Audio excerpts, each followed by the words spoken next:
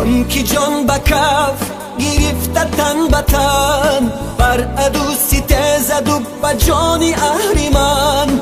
آن که صبح و شام کشیده نظم صف، خواند و قصیده و ترانه وطن. کیست سر سپرده وطن؟ من و تویه، آن که دوست دارد این چمن. من و